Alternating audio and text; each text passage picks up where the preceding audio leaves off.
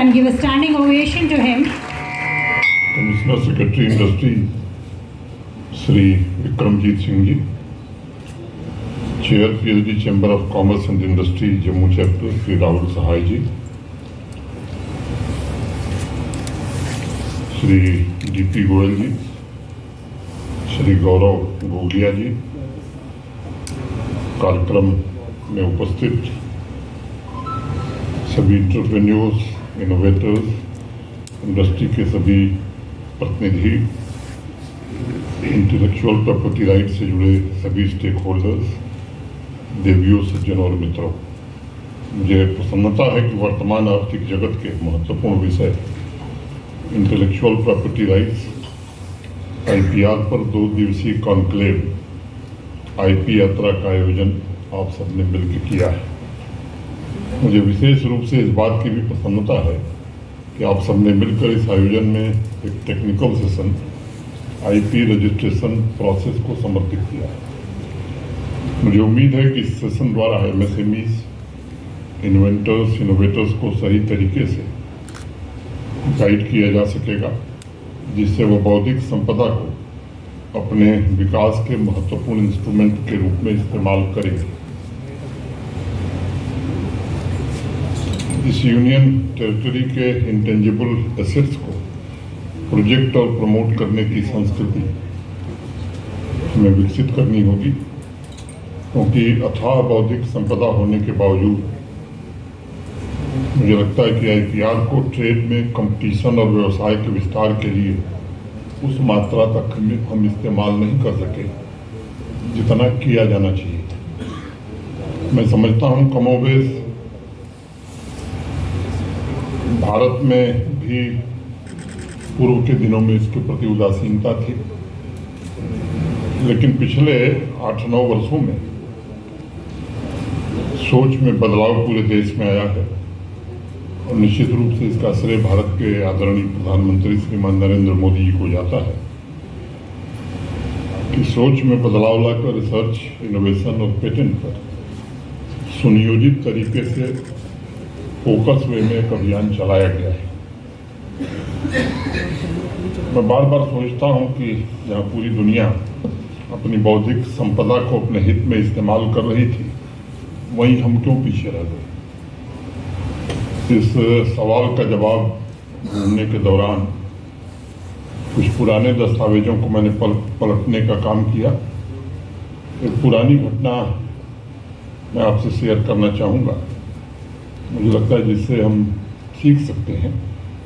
प्रथम विश्व युद्ध के 1-1.5 साल के पश्चात यूरोप में रिकंस्ट्रक्शन एक्टिविटीज जोरों पर थी।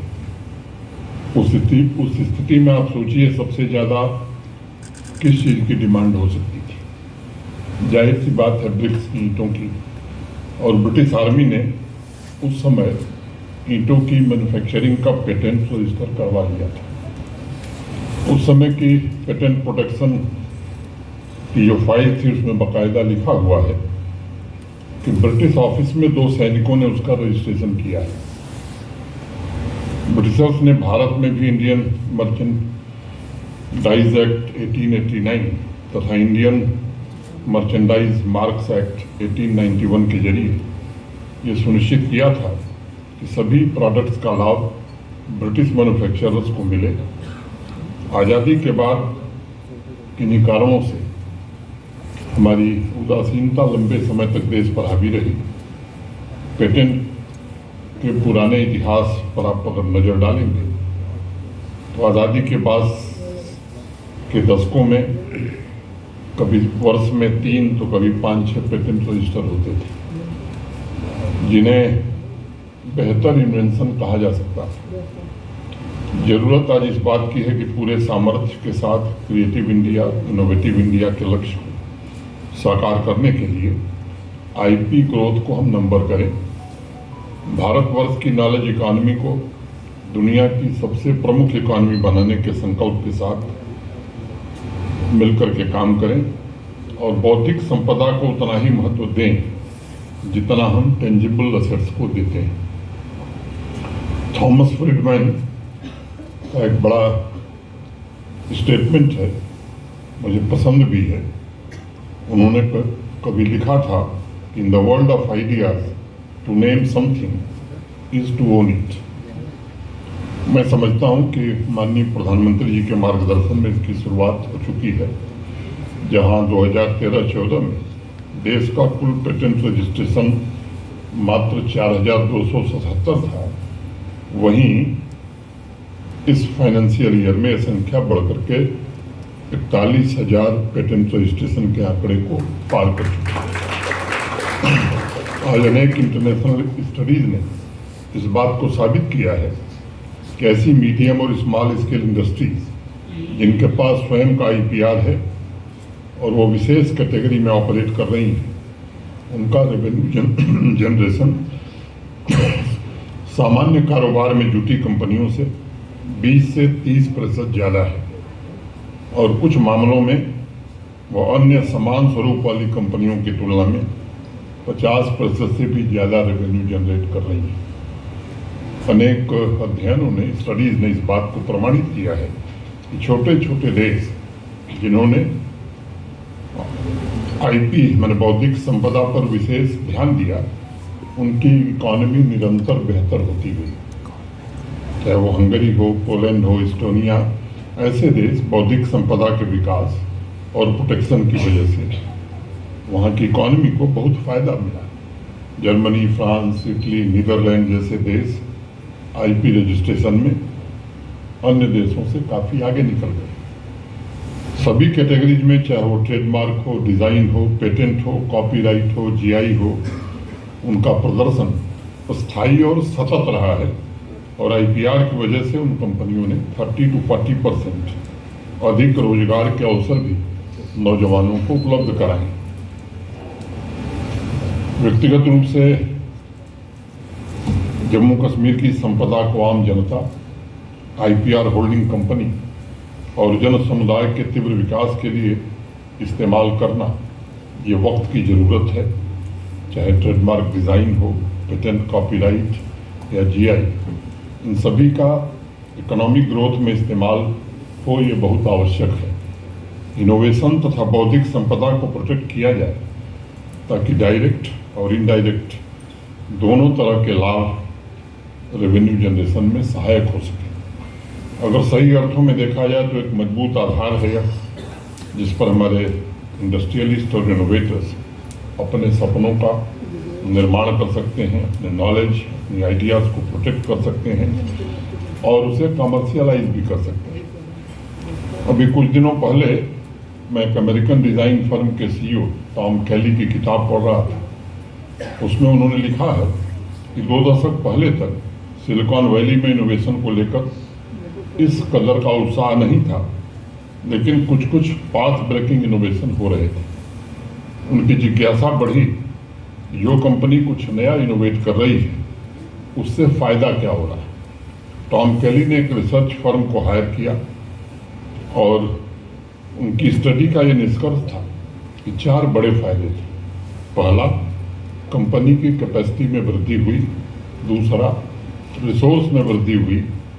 तीसरा, ग्रोथ के स्पीड में वृद्धि हुई।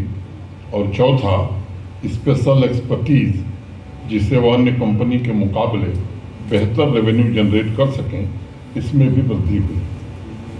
जम्मू कश्मीर में भी स्वाभाविक रूप से इस तरह के अप्रोच के दूरगामी परिणाम होंगे और इसलिए मैं आभारी हूँ आयोजकों का। अभी जम्मू कश्मीर प्रशासन की इंडस्ट्री सेक्रेटरी ने अपनी प्रतिबद्धता आपके समक्ष दोहराया है। स्वाभाविक रूप से इनोवेशन को बढ़ावा देकर आर्थिक व्यवस्था का काया पलट किया जा सकता है। इसलिए IP को मैं किसी सामान्य रजिस्ट्रेशन प्रक्रिया के तौर पर नहीं, बल्कि मैं समझता हूं कि यह यूनियन टेरिटरी की प्रगति के लिए एक कैटलिस्ट, उत्प्रेरक, अर्थव्यवस्था के नवनिर्माण का सहयोगी इंस्ट्रूमेंट और नॉलेज इकोनॉमी का संरक्षक है। कुछ वर्षों में नेशनल स्टैंडर्ड के मुताबिक क्वालिटी रिसर्च और डेवलपमेंट को प्रमोट करने के लिए एक फ्रेमवर्क तैयार किया गया है और इनोवेशन से लेकर रजिस्ट्रेशन और कमर्शियलाइजेशन के लिए सभी स्टेक होल्डर्स के साथ इंगेजमेंट को सशक्त बनाया जा रहा है। आज इंडस्ट्री तथा एकेडमिया के बीच संबंध भी पहले की तुलना में मजबूत हो रहे हैं और इनोवेशन इकोसिस्टम से जुड़कर एंटरप्रेन्योर्स बौद्धिक संपदा के मैक्सिमम कमर्शियलाइजेशन के लक्ष्य के साथ काम भी करने लगे हैं। इस वर्ष जनवरी में geographical indication, intellectual property rights के एक्सपर्ट्स, आईपी प्रोफेशनल्स, एकेडमिक्स की जानी मानी हस्तियों के साथ इस पर एक चर्चा भी हुई थी। आईपी प्रोटेक्शन के लिए लीगल फ्रेमवर्क भी तैयार करने की प्रक्रिया अपनाई गई है और मैं कहना चाहता हूं कि इनोवेशन को आर्थिक सामाजिक प्रगति का महत्वपूर्ण माध्यम बनाने के लिए जम्मू कश्मीर प्रशासन प्रतिबद्ध है। हैंडलूम तथा हैंडीक्राफ्ट सेक्टर में जम्मू कश्मीर के 10 तथा एग्रीकल्चर और अलाइड हार्टिकल्चर के 5 प्रोजेक्ट्स को जीआई टैग अब तक प्राप्त हो चुका है। कई पाइपलाइन में है जिसके परिणाम जल्द हमें प्राप्त होंगे। आप जैसा जानते हैं, जीआई टैग को सामूहिक एक अधिकार कलेक्टिव मोनोपोली राइट के नाम से भी जाना जाता है, जो पूरी कम्युनिटी के सामाजिक आर्थिक विकास के साथ यूटी अथवा स्टेट के इकोनॉमिक ग्रोथ का भी सशक्त माध्यम है। मैं इसे साझी विरासत भी मानता हूँ, जिसका उद्देश्य अर्थव्यवस्था के साथ साथ संस्कृति को भी प्रमोट करना है। मुझे इस बात की खुशी है कि आज सभी स्टेक होल्डर्स मिलकर न सिर्फ आईपी रजिस्ट्रेशन और उनके प्रोटेक्शन के लिए प्रयास कर रहे हैं, बल्कि product strategy, communication strategy, pricing strategy और डिस्ट्रीब्यूशन स्ट्रेटजी पर भी विचार विमर्श करके एक नए रास्ते की खोज में जुटे को देखा जाए तो पिछले कुछ वर्षों में हमारे देश में उल्लेखनीय वृद्धि हुई है। कोविड के दौरान तथा उसके बाद के मार्केट सर्वे की रिपोर्ट के मुताबिक रिसर्च एंड डेवलपमेंट के बजट का वार्षिक ग्रोथ रेट करीब 3.3% है। आज जिस प्रकार डिसरप्टिव टेक्नोलॉजिकल एडवांसमेंट हो रहा है, उसे ध्यान में रखते हुए यह आवश्यक हो गया है कि परिवर्तन तथा ग्लोबल कनेक्टिविटी के इस नए युग में आईपी अधिकारों को संरक्षित किया जाए और इस प्रकार के आयोजनों को और बढ़ावा दिया जाए।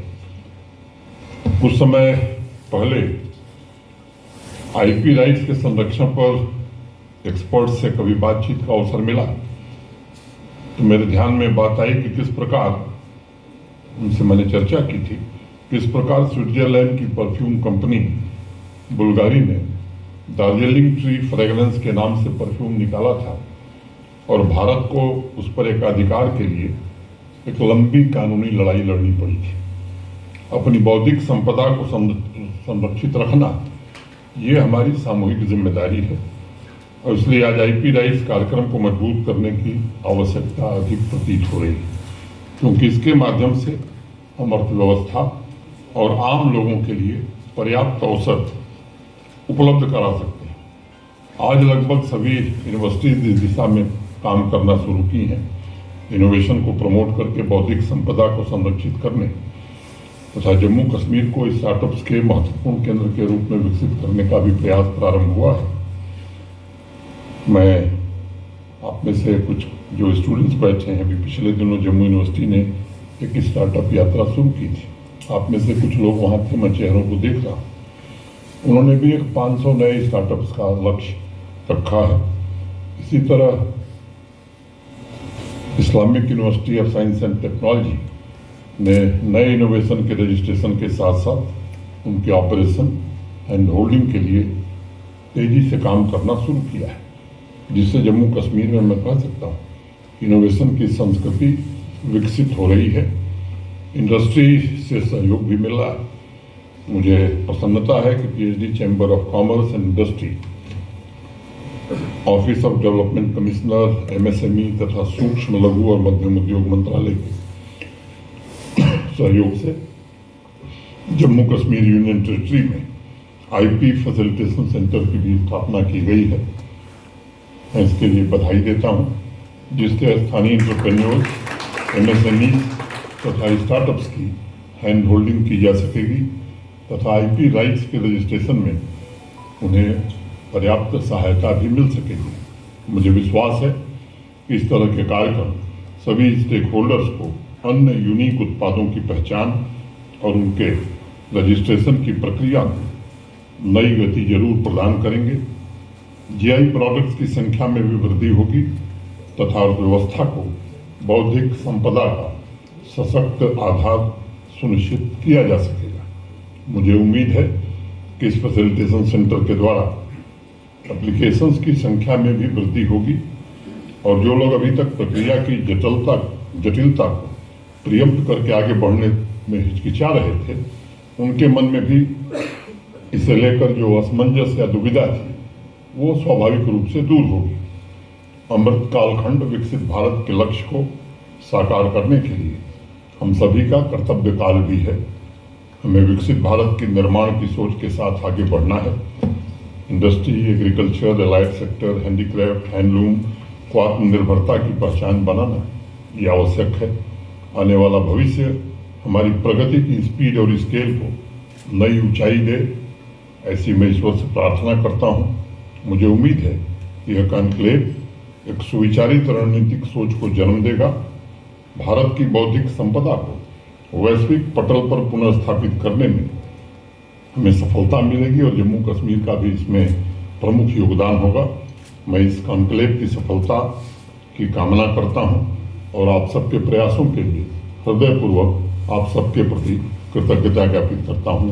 बहुत बहुत धन्यवाद। जय Hind. Industry leaders from various prominent organizations, Shri Tejwant Singh Reem, Chairman Federation of Industries Jammu, Shri Lalit Mahajan, President Badi Brahmana Industrial Association, Shri Neeraj Anand, President CTF, Shri Manish Gupta, Shri Anil Gupta from Jammu Chamber of Commerce, Shri Sanjay Bansal, President FAI VM, Shri Sandeep Jain, General Secretary SS Jain Sabha, Shri Ashwini Jojra, Chair Sahyog India, Shri Raghav Gupta, Executive Director BNI J&K, Shri Ishan Verma, Chairman Startup Associations of Jammu and Presidents of various Bazaar Associations and members of PHDCCI, friends from media, ladies and gentlemen.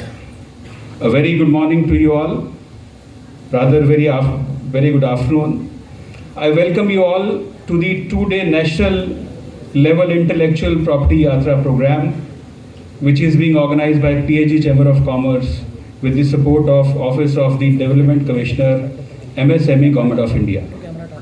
Friends, let me apprise you that PHDCCI has been working as a catalyst for the promotion of Indian industry, trade, entrepreneurship for past 118 years. PHDCCI works at the grassroots level with this whole gamut of topics related to intellectual property rights, scenario in India, and will embrace and improve it in J&K. Intellectual property contributes enormously to our national and UT's economies. Rapid technology, globalization, and fierce competition have led to the regime of protection of innovations from various violations by IPR laws such as patents, trademarks, service marks, industrial design, registration, copyrights, and trade secrets. But still there is infringement of intellectual property rights for which government is taking measures to prevent them. However, MSMEs and startups face challenges related to identifying intellectual property, lack expertise in filing application, among many other facilities. To address these challenges, PHDCCI in association with MSME Ministry, Government of India has set up Intellectual Property Facilitation Center in Jammu and Kashmir to guide the MSMEs, startups and other stakeholders regarding creation and protection of IP and utilization of IP tools and technologies.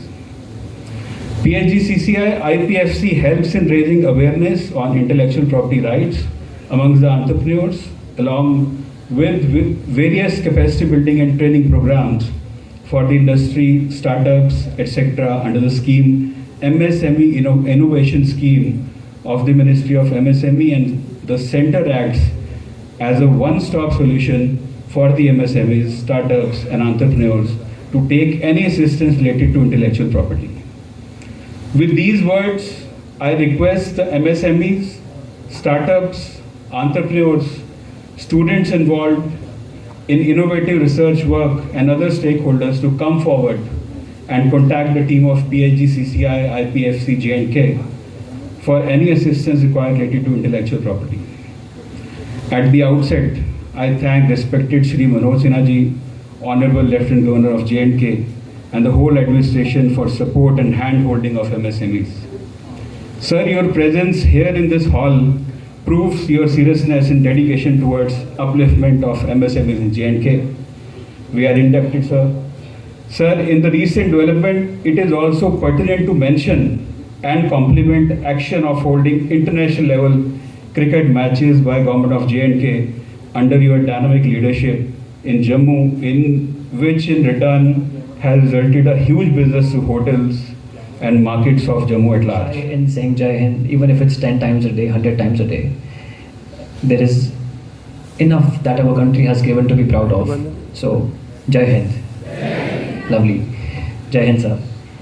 And at the very outset, I'd like to extend gratitude to PSD Chambers of Commerce for organizing this extremely important awareness program. IP यात्रा एक यात्रा है एक सफल बौद्धिक संपदा की ओर. IP is intellectual property. आपकी बौद्धिक संपदा की सफलता की ओर एक ऐसा कदम है जो हम सबके वर्तमान में और भविष्य में बहुत काम आएगा. Today amongst the dignitaries we have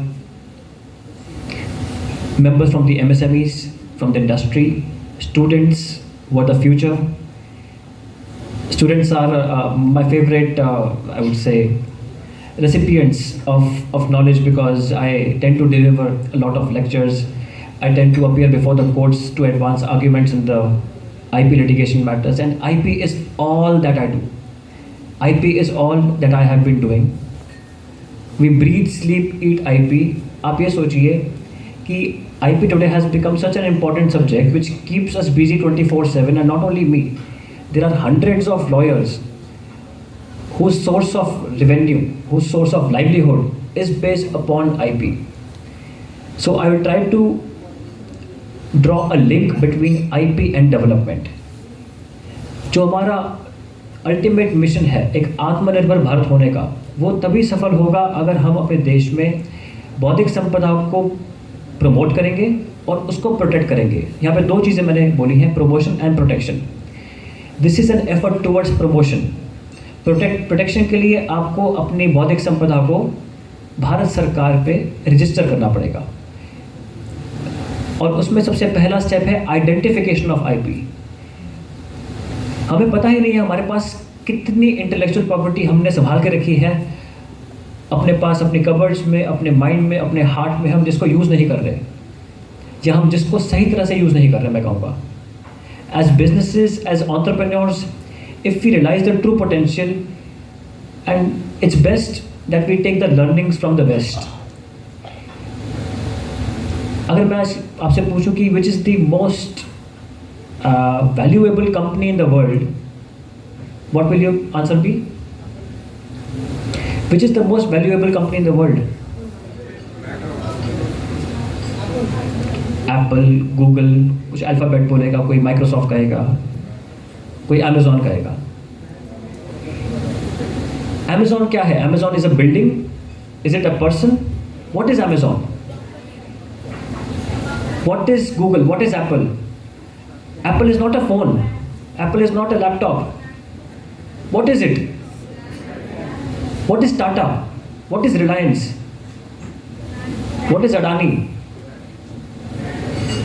Do you understand the link here? It is not a building. It is not a physical property. There is a limitation to which you can have a valuation to a physical property to the extent to which you can have. So US ने ये चीज़ बहुत पहले realise करी और intellectual property में invest करना शुरू किया. उन्होंने बोला कि हम फिजिकल प्रॉपर्टी जितनी मर्जी बना लें, एक लिमिटेशन है उसका, एक दायरा है. उन्होंने कहाँ इन्वेस्ट किया? इंटेलेक्चुअल प्रॉपर्टी पे. ब्रांड को बिल्ड करने में उसकी $4 बिलियन, $10 बिलियन वैल्यूएशन निकाली. वो सिंगल ब्रांड अगर बिकेगा तो मल्टी $बिलियन, हज़ारों करोड़ रुपए का वो ब्रांड बिकेगा, खरबों रुपए का ब्रांड बिकेगा. So that is where we need to put our minds and heart for efficacious development of the state of Jammu. And IP ऐसा नहीं है कि all size fits one approach, ऐसा नहीं है. ऐसा नहीं है कि जो मॉडल यूएस के लिए सक्सेसफुल हुआ हमारे लिए भी वही सक्सेसफुल होगा, नो।